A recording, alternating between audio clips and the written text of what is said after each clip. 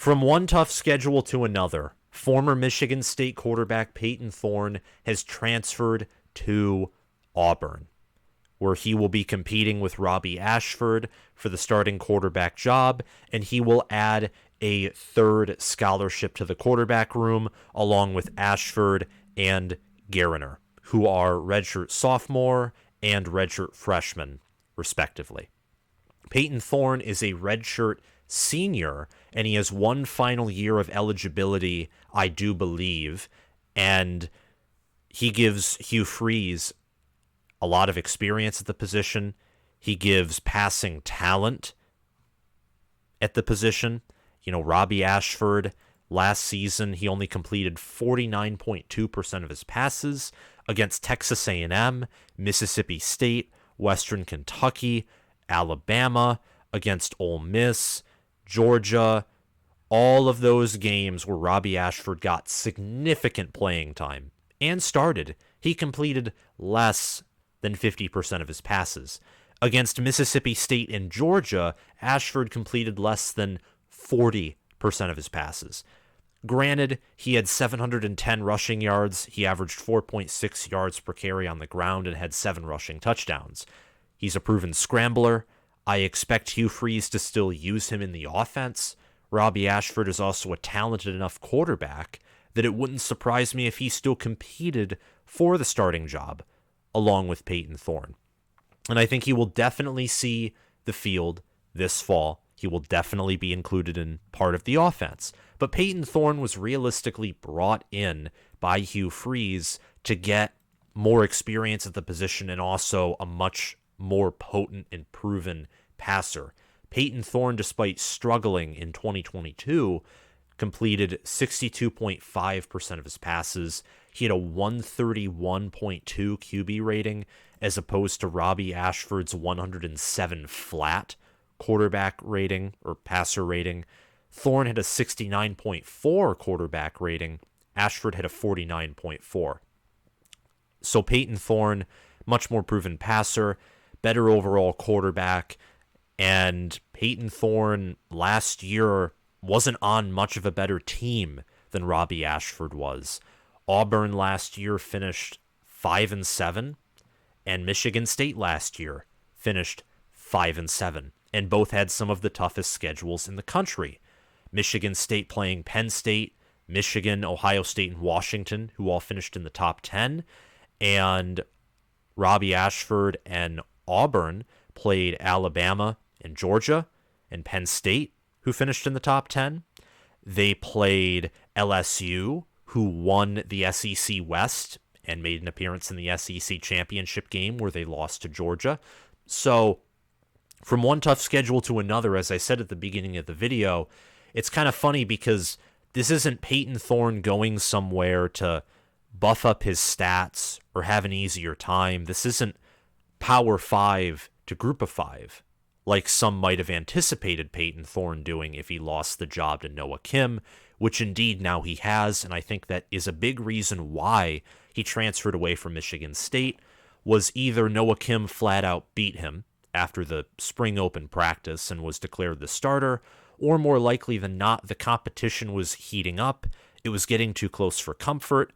If you're Payton Thorne, you're in your final year of eligibility, you want to ensure that you have a future in the professional leagues, and to do that, if you're competing for a starting position in your senior year, which under Mel Tucker's authority and Mel Tucker himself facing pressure to improve, he had opened competition for every position. So Payton Thorne's job was not secured, not guaranteed at Michigan State.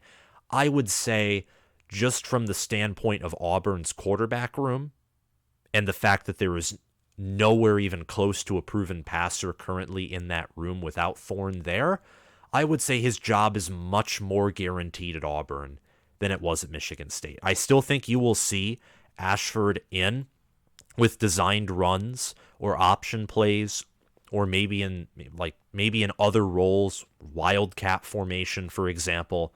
But overall, this is Thorne's job at Auburn now. And it's good. It's a good thing if you're an Auburn fan, because one of the biggest questions surrounding Auburn was the quarterback position.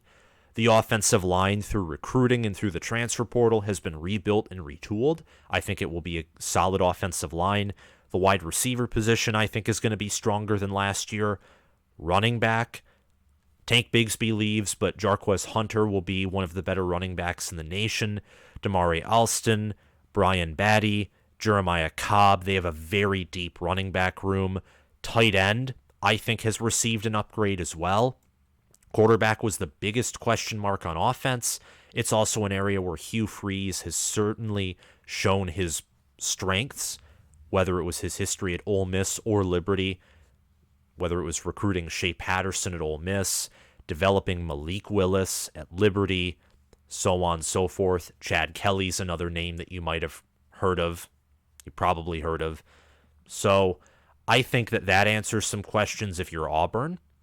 And those questions needed to be answered because Auburn has a very tough schedule. They have a demanding fan base. If you're an Auburn fan or not, you know this. And I think that it's a great addition. It's really all I can say. If you don't believe me, look at Payton Thorne's stats. This year, he faced Michigan, Ohio State, Penn State. Those, along with Washington, were all the top 10 teams Michigan State played, but Penn State, Ohio State, and Michigan all had top 25 defenses. Payton Thorne also faced Illinois and Wisconsin, Minnesota, teams that had, in my opinion, top 25 defenses. He played consistently top 25 defenses week after week after week. And he performed horribly against Minnesota, having a QBR of 9 and a passer rating of 100. He performed poorly, but not nearly as bad against Ohio State. But he did a decent job against Wisconsin, a great job against Wisconsin, actually, and an okay job against Michigan, Illinois, and Penn State in those games. So he has proven that he can put up a fight and that he can be competent against good, great, elite defenses. I'm not saying he's a world beater at the position. As I described in my Michigan State video talking about new expectations for Michigan State after Thorne and Coleman have left, and further developments after spring, I mentioned that Thorne, losing him if you're Michigan State because of the situation in the quarterback room, isn't that big of a deal. It would be like if Charles Brantley for Michigan State decided to not return. Okay, not a big deal. You can sort of plug and play because you got Noah Kim and you got Katon Hauser. You have guys that have been with the staff for a year or more, who know the game plan and who have the talent to replace Thorne. You don't necessarily have that at Auburn. So Michigan State doesn't lose a whole lot outside of depth, and Auburn gains a whole lot from this. Payton Thorne in 2022 had 2,679 passing yards, 19 passing touchdowns, 11 interceptions, and a 69.8 QBR, which was 35th nationally. Robby Ashford's QBR was ranked 83rd nationally, so a big upgrade.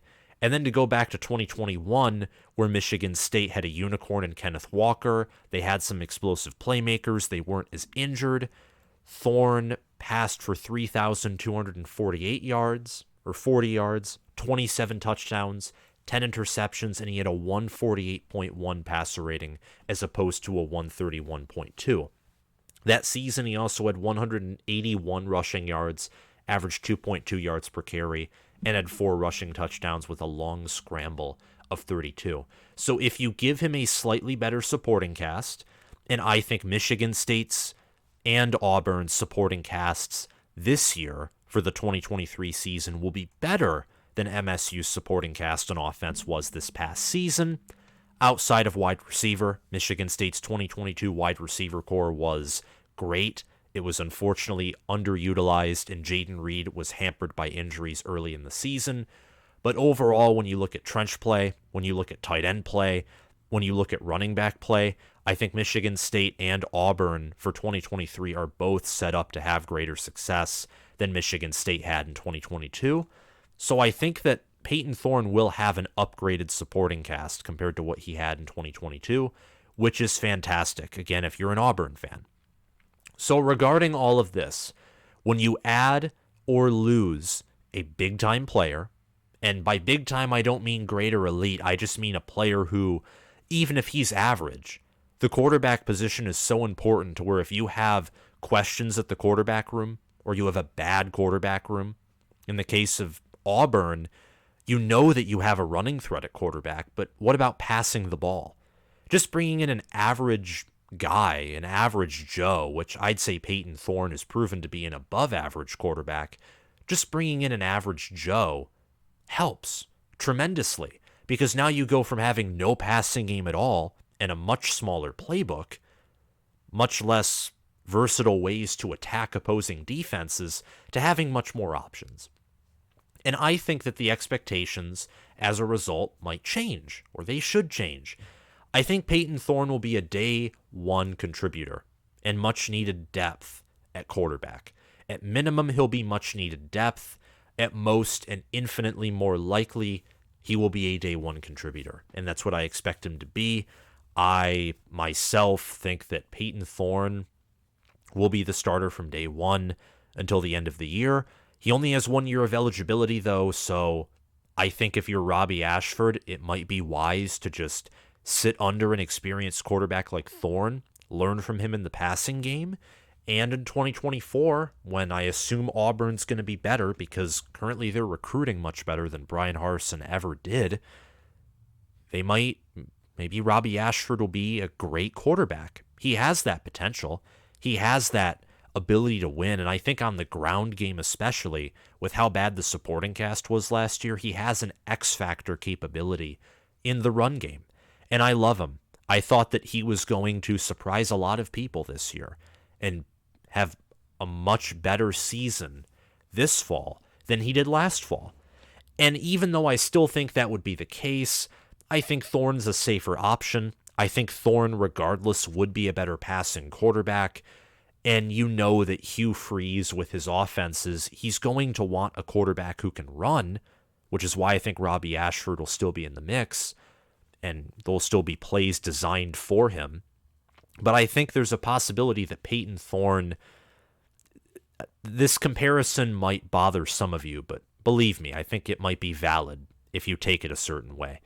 Payton Thorne will be the Chris Leak to Robby Ashford's Tim Tebow, if that makes sense, in my opinion. Payton Thorne being the more experienced, lower ceiling but higher floor type of quarterback who's a more proven and polished passer.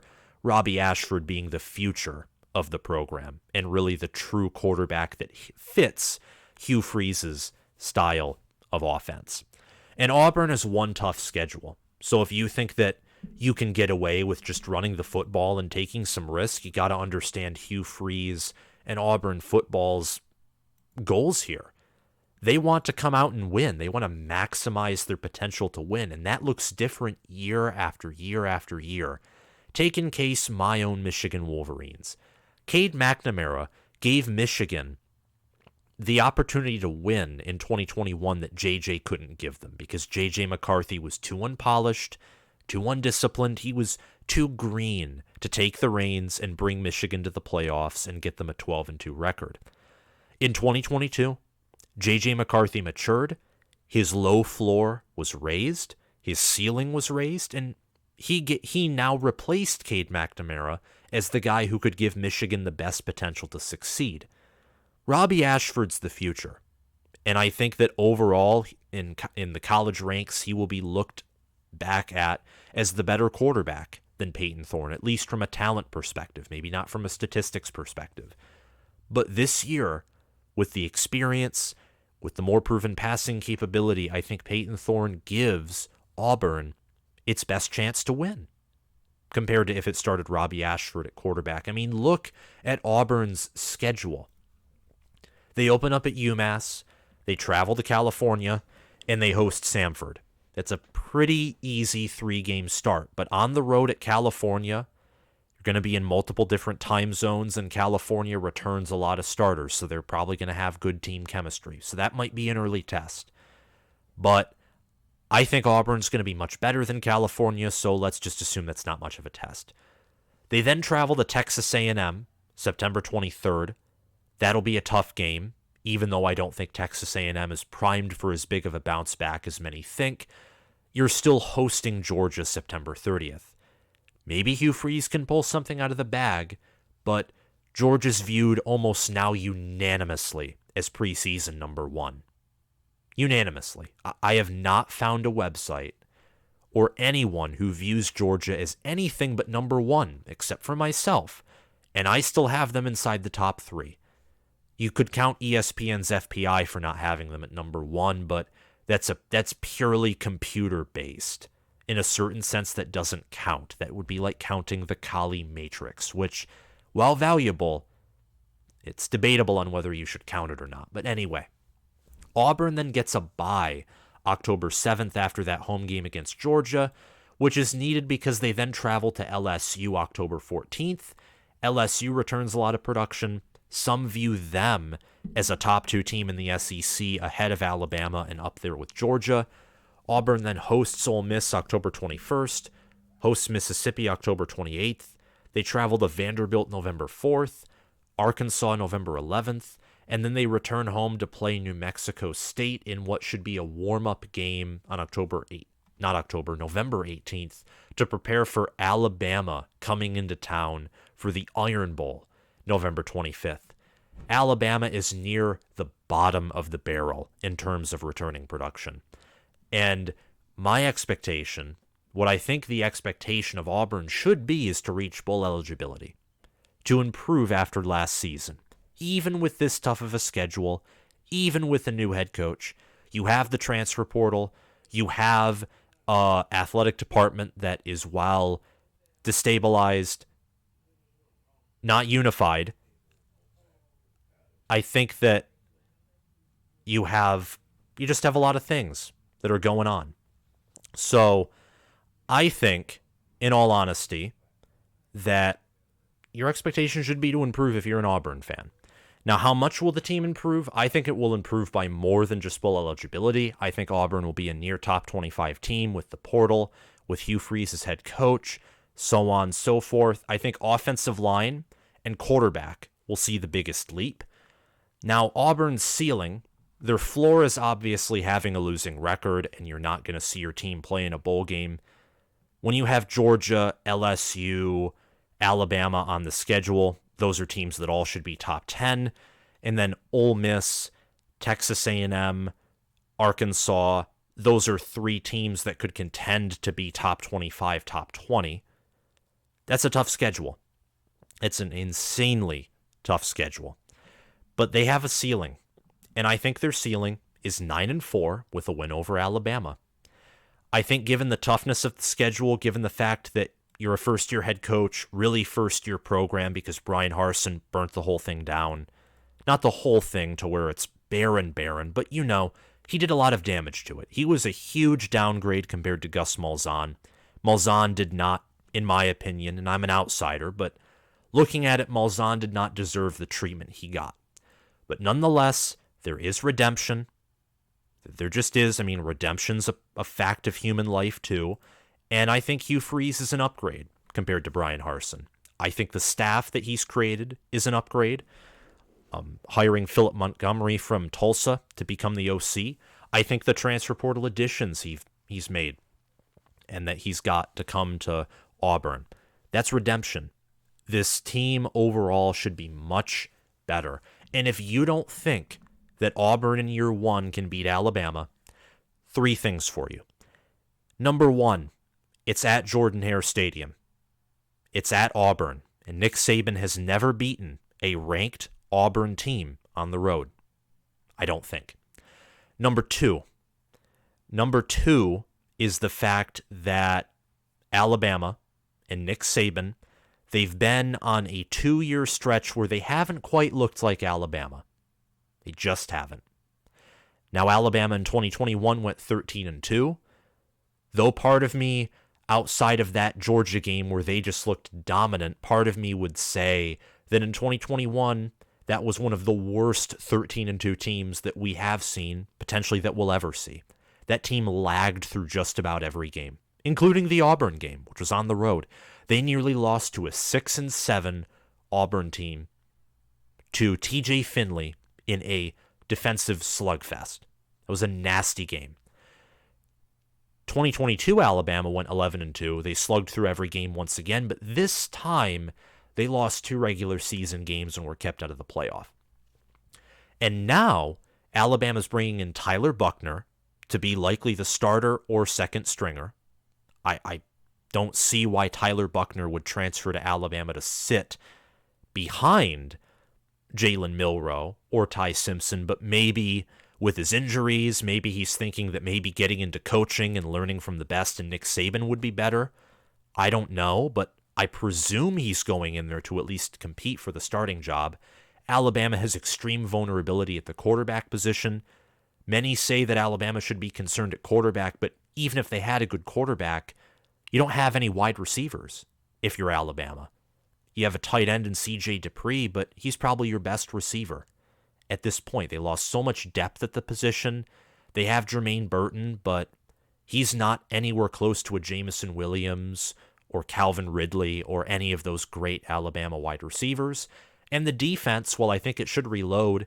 You got a new coordinator who will likely have somewhat of a new scheme because Pete Golding ran, Nick Saban's defenses are Nick Saban's defenses, but there's some variation there. So Alabama themselves, they're losing a lot of production.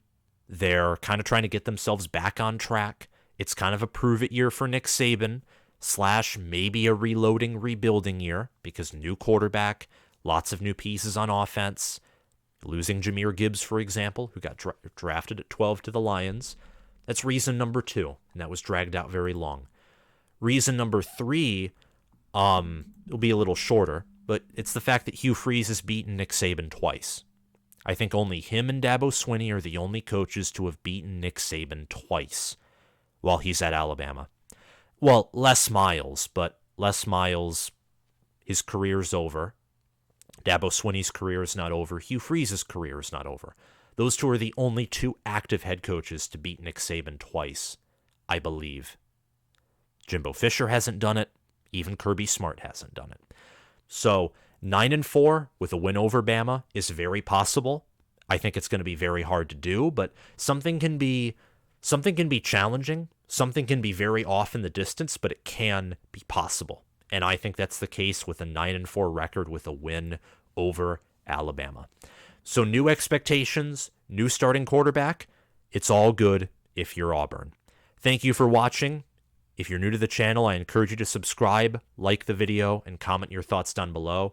If you're listening via Spotify, please make sure to follow the channel.